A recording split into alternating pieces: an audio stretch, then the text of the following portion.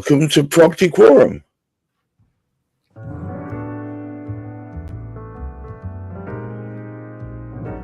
Well, we have the usual suspects in the room, of course. Hamish McLeod, Search and Convey, Chris Gilson of the Retail, and Juliet Barullo of Gunner Cook. But also we are joined by the lady who knows best about what's really going on in the construction world. Of course, construction alchemy, we have Michelle Carr.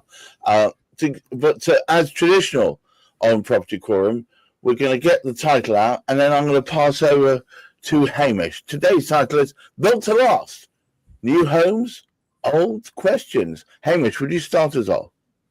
Well, the great thing about today, as we build, we're thinking into the future, which I'm sure they did in the past. However, what we've attached to most things, or trying to attach to most things, is the green label. Let's all sort of head to zero carbon footprints.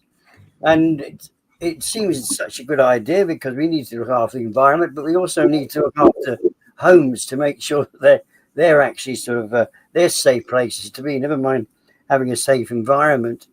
The challenge is some of the most effective materials that are manufactured today, whilst they meet so many great sort of demand and so practical, they're also a hell of a fire risk. So from that particular sort of perspective, it's not necessarily the best type of material to be using sort of housing, although it might be construed to be a good idea for the green world. It's not particularly good for the sort of household world. So what we need to be looking at is back to the same thing. We need to get that balance right. And are we building at the moment so the buildings themselves are sustainable, as well as looking after the environment? And so that's the big challenge.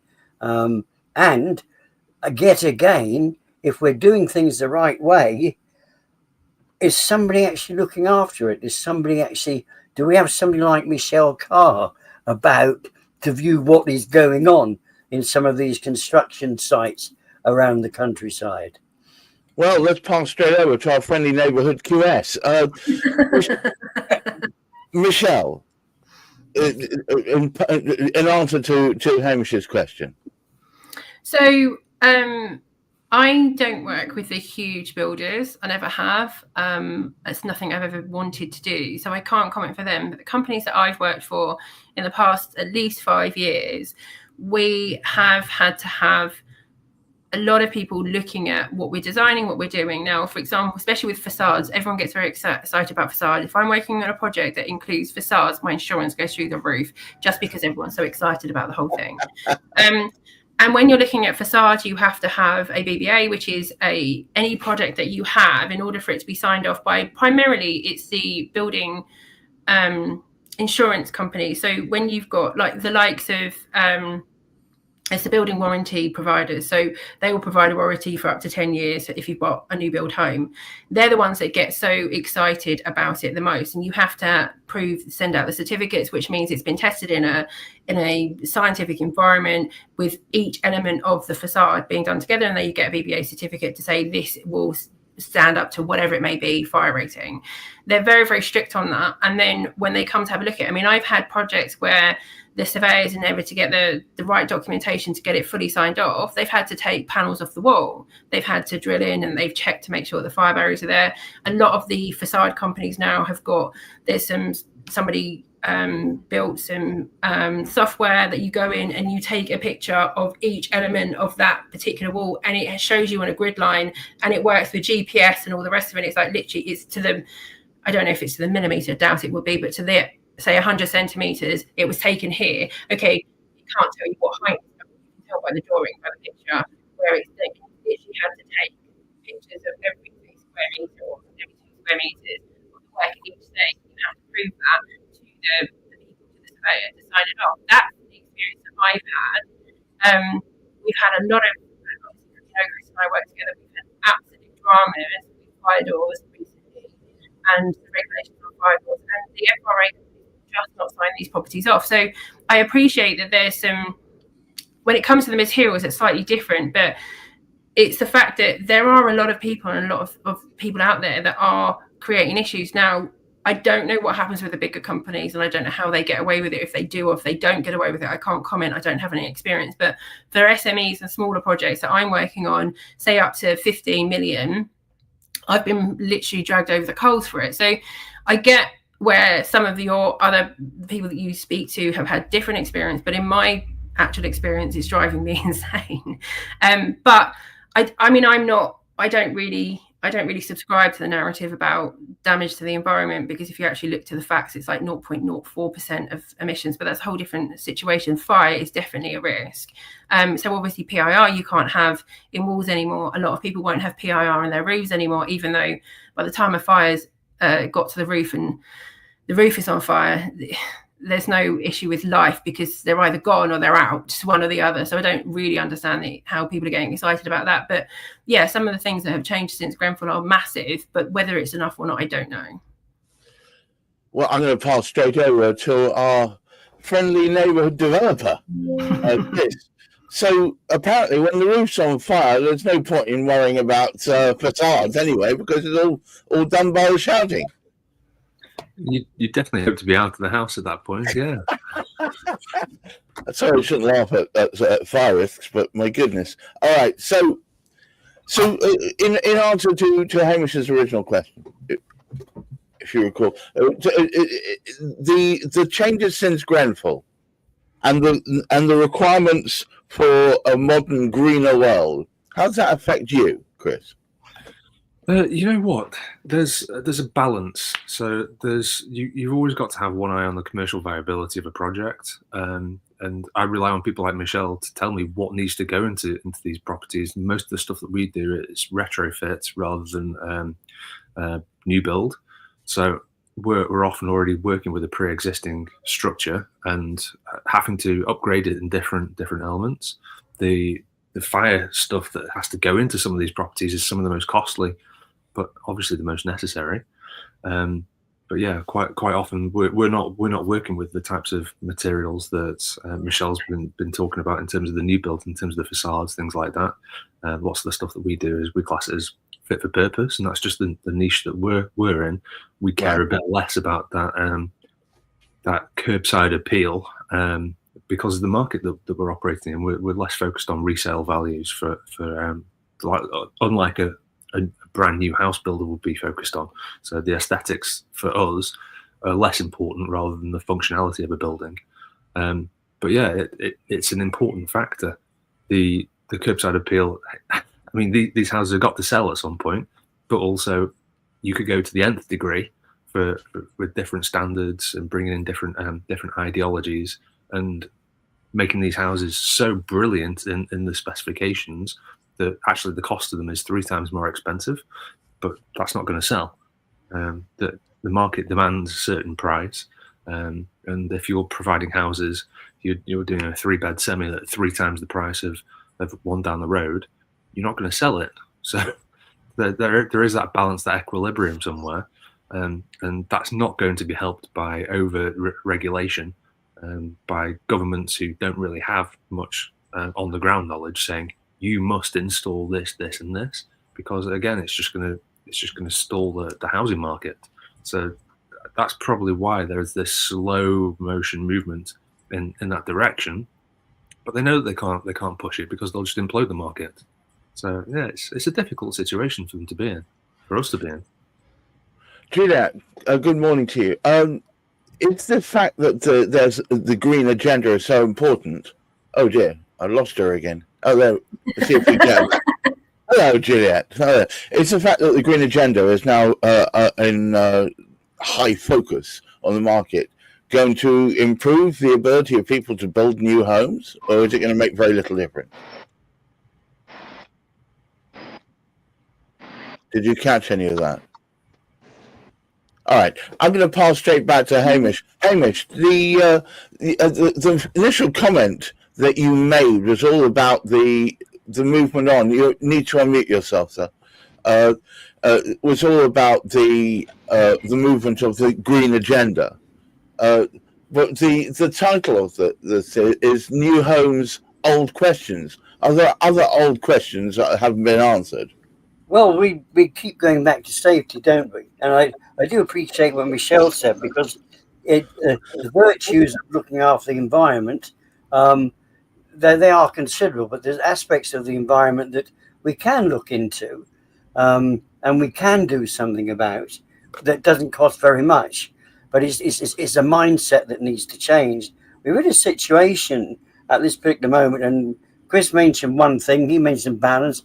Michelle mentioned the small percentage that we're actually sort of dealing with relative to the environment, the cost to the environment, if you like, of sort of building. Right. What we've got at the moment, and it would appear to be, as far as builders are concerned, they don't mind the house burning down, providing people have escaped out of it.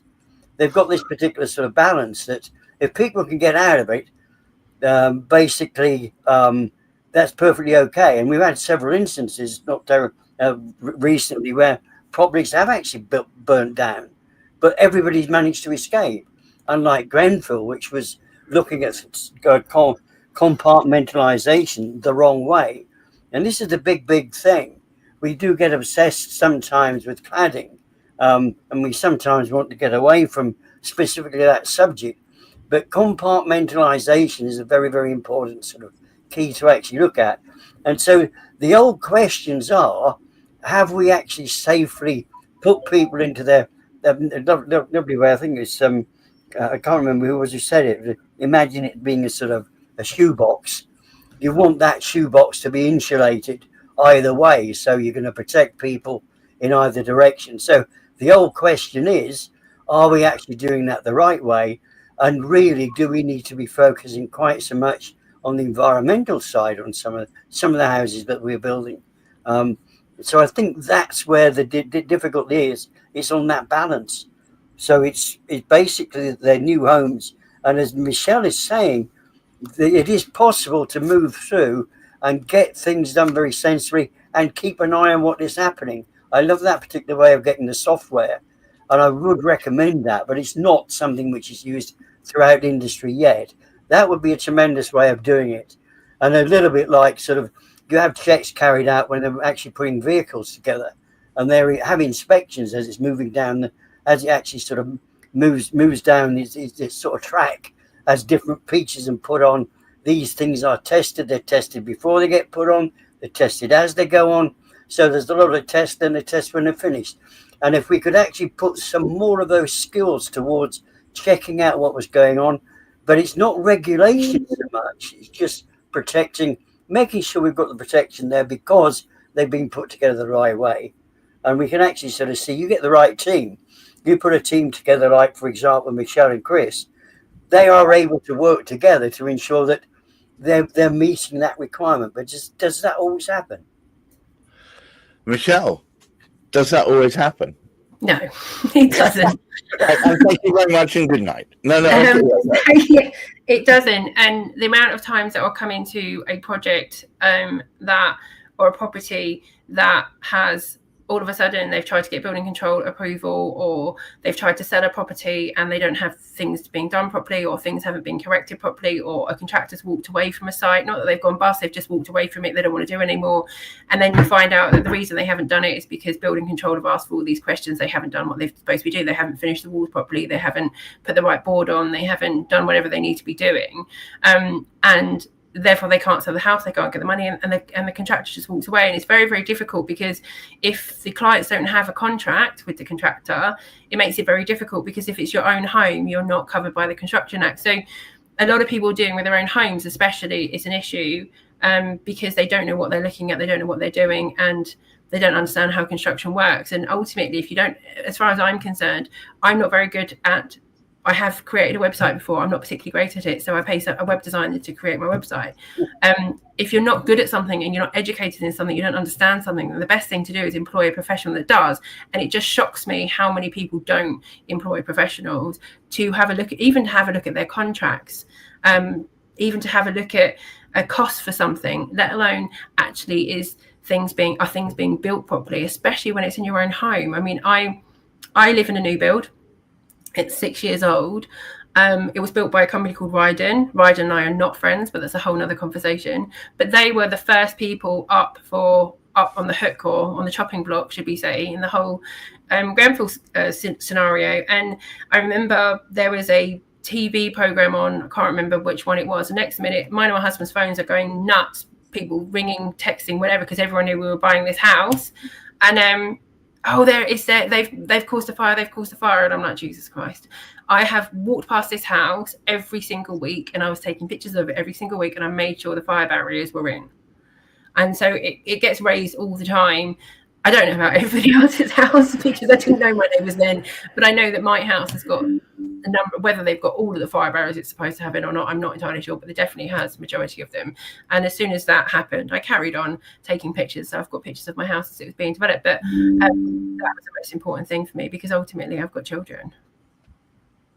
It seems incredible. Chris, has anything changed? Are we moving in a positive direction?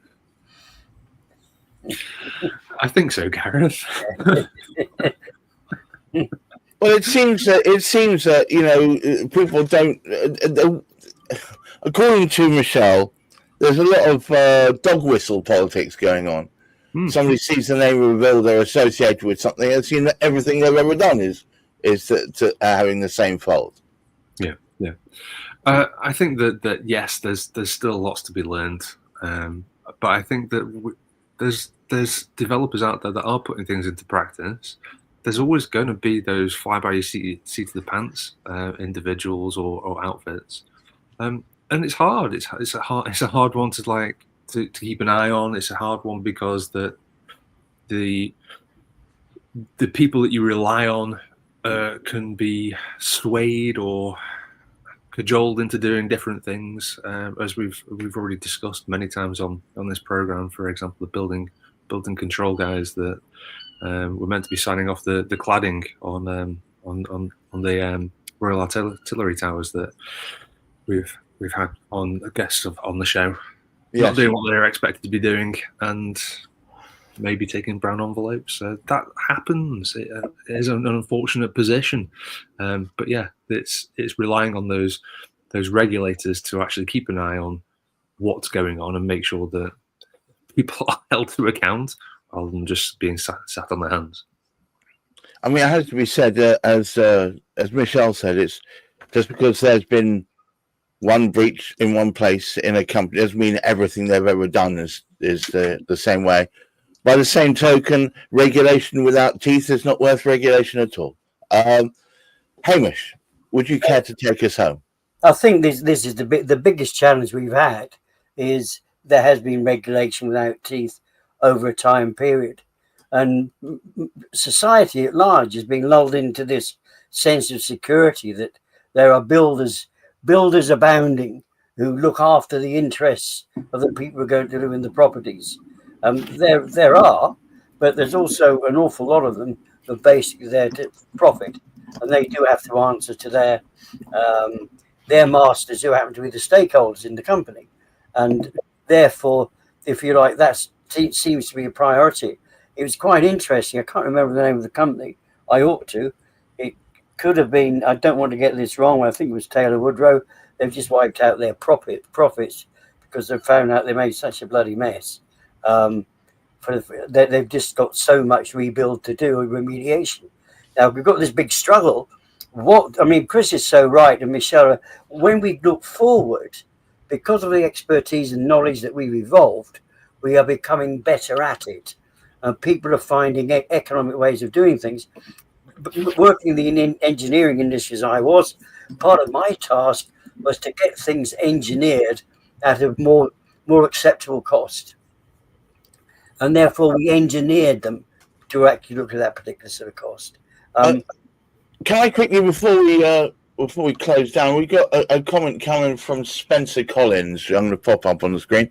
Given that over half the housing sector professionals, as reported by the Construction Management website, cite inadequate training and resources for implementing the Procurement Act 2023, how might this hinder sustainable procurement practices in new housing developments? You know what? So I'm constantly being bombarded by training organisations trying to offer me training which is 95% backed by government funding. So the fact that there isn't enough training being offered by these organisations is actually bordering on criminal. It's there for the taking.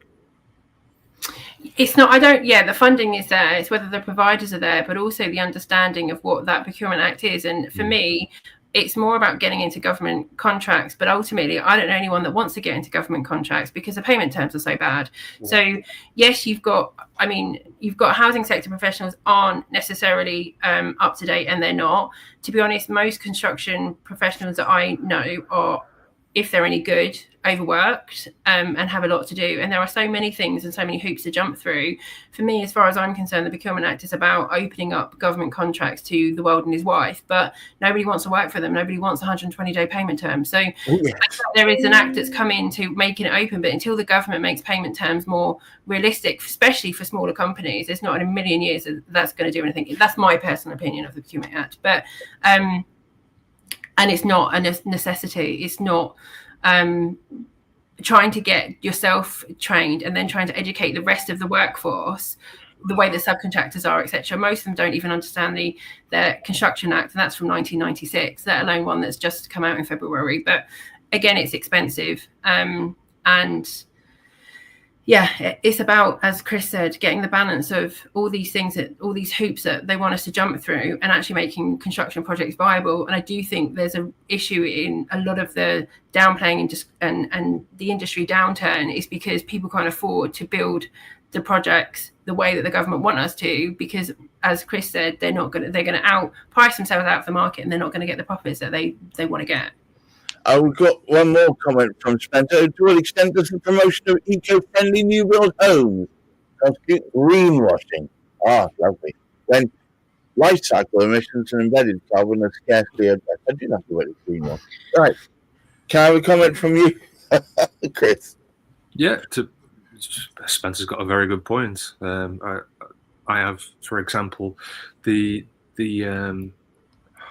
heard a horrifying point raised about all the metal windmills that are going up, that the amount of energy that it takes to create them is more than their output will be for their entire lifetime. So I don't know whether that's true or not. I'm just recounting something that has just been fed to me. So I have not looked into it, but it seemed there is the potential for that to be the case, and this could be very, very similar. So if the materials that are going into these eco-friendly houses are not particularly energy efficient in how they've been created, then it could be an absolute one. I'll be sure to ask ChatGPT later. What are your thoughts, Michelle? I mean, I don't think the government really wants to make everything eco-friendly, because then no one's going to need any energy, are they? And energy prices have gone through the roof, potentially because nobody's using it, because a lot of people have their own energy now and solar power and other bits and pieces. I mean, I do think it's expensive. I mean, I live in they haven't got the codes anymore, but my house is a code 3, and which is very economic, and it's a pain in the backside a lot of the time, because when you get the heat comes in the winter, okay, they don't get cold in the winter, admittedly, not very cold at all, but in the summer when the heat gets in, you can't get the heat out, and then when there's no airflow, then you can have issues, and you have to have an MVHR unit, because otherwise you get condensation everywhere. What you solve with a problem with one hand, you then cause another problem on the other side. And I don't think that this whole carbon emissions thing is a huge thing. Remember acid rain? Remember we had this whole fear of acid rain? That disappeared. And actually a lot of scientists are looking in and going into the fact that the change in carbon emissions that's actually created by humans is something like 0.004%. And so what's the big deal? So I don't subscribe to that agenda about having carbon neutral. I just think it's the latest fad for people to earn ridiculous amount of money, and sooner or later, for example, we had the whole thing, petrol was terrible, let's go diesel. Now diesel's terrible, let's go back to petrol, we'll go with electric. It won't be before 5 years that electric's going to be terrible for us too. Like, there's always something new just to get money out of us. But that's my opinion, but that's a whole different conversation on a different platform, no doubt. Wow. Well, cynics abound. Hamish, thank you so much for helping put together this channel. It gives voice to talking about topics as disparate as green and carbon emissions and goodness knows what. But and thank you, Michelle, for your good thoughts and interesting conversation, and Chris Gilson once again for his slightly cynical but absolutely faced on reality information. And thank you out there for watching. If you keep your feet on the ground, keep reaching for the stars, and hopefully look after that mental health. Until next week, bye bye.